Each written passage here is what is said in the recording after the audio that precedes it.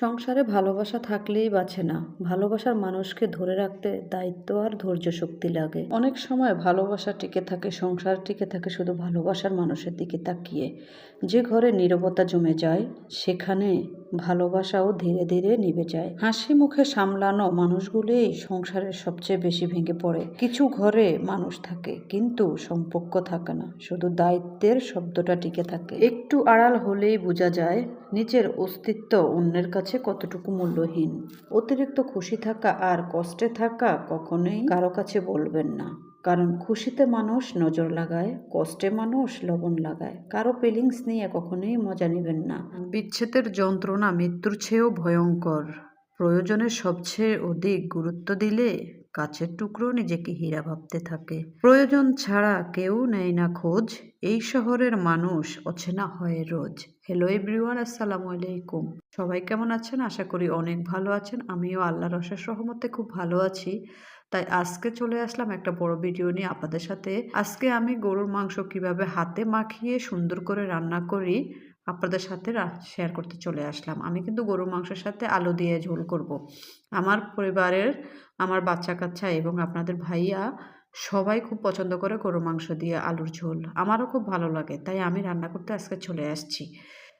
প্রথমে আমি গরুর মাংসগুলো সুন্দর করে, আপনারা দেখলেন, কেটে কুটে ধুয়ে বেছে নিলাম। নেওয়ার পরে সুন্দর করে এখানে আমি এক এক করে যত মশলা দেওয়ার প্রয়োজন, হলুদ, মরিচ, আদা, জিরা, এলাচ, দারচিনি, যা যা প্রয়োজন, তেল, সব কিছু আমি দিয়ে দিলাম। দিয়ে দেওয়ার পরে হাতে মাখিয়ে সুন্দর করে নিতেছি। দেখেন, আমার কাছে এই গরুর মাংসগুলো হাতে মাখিয়ে যখন আমি রান্না করি তখন আমার কাছে খুব ভালো লাগে। আমি বেশিরভাগ গরুর মাংস হাতে মাখিয়ে রান্নার চেষ্টা করি।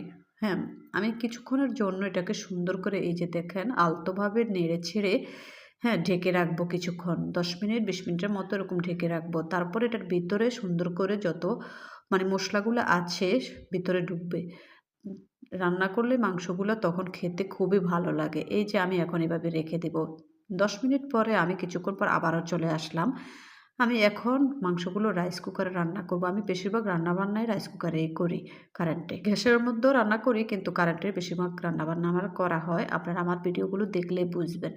তারপরে এই যে আমি রাইস কুকারে বসিয়ে দিলাম, একটু টমেটোও কেটে দিয়ে দিয়েছি। আমার কাছে গরুর মাংসের সাথে একটু টমেটো বা টমেটো সস দিলে অনেক ভালো লাগে। আমি কিছুক্ষণ পরে আস্তে আস্তে আরও কিছু অ্যাড করব এটার সাথে। এই যে মাংসগুলো মোটামুটি দেখেন আমার কষানো হয়ে গেছে। আমার কাছে তো দেখে এত ভালো লেগেছে। গ্রানটা তো অসাধারণ, একদম খুব সেই একটা স্বাদ এসেছিল আসলেই মাংসটা খেতে। তারপরে আমি কিন্তু খাওয়া দাওয়া শেষ করে আপনাদের সাথে ভয়েস দিতে চলে আসছি। এই যে মাংসগুলো আমার মোটামুটি কষানো হয়ে গেছে। এখানে আমি এখন একটু সস দিয়ে দিব এবং একটু টেস্টি সল্ট দিয়ে দিব, কারণ টেস্টি সল্ট এবং সস দুইটাই কিন্তু মাংসের স্বাদ একটু বাড়ায়। তাই আমার কাছে খুব ভালো লাগে এগুলো দিয়ে রান্না করলে। আপনারাও করে দেখবেন, দেখবেন কেমন লাগে। তারপর আমাকে কমেন্ট করে বলিয়েন। যারা এগুলো দিয়ে খান না তারা একটু অবশ্যই রান্না করে দেখবেন। আমার কাছে ভালো লাগে, তাই আমি সবসময় এভাবে রান্না করতে পছন্দ করি। এই যে এখানে আমি এখন টেস্টি সল্ট দিয়ে দিলাম। কষানো মোটামুটি আমার মাংসগুলো প্রায় হয়ে গেছে। এখন আমি এখানে পানি অ্যাড করে দেব কিছুক্ষণ পরে নেড়ে ছেড়ে। আপনাদের সাথে কথা বলতে বলতে এই যে আমি পানি অ্যাড করে দিয়ে দিলাম। পানিগুলো সুন্দর করে নেড়ে ছেড়ে আমি ঢাকনা দিয়ে ঢেকে রাখবো।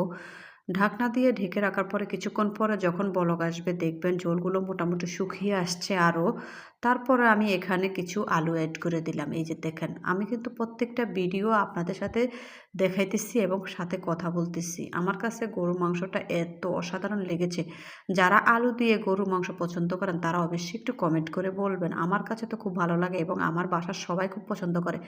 এই যে পরে আমার মাংসটা মোটামুটি রান্না করা শেষ হয়ে গেছে। দেখেন এই যে আমার মাংসের ফাইনাল লুক কেমন হলো আমার মাংসটা, অবশ্যই কমেন্ট করে বলবেন। আমার কাছে খুব ভালো লেগেছে। আমি আবারও বললাম, এত স্বাদ হয়েছে।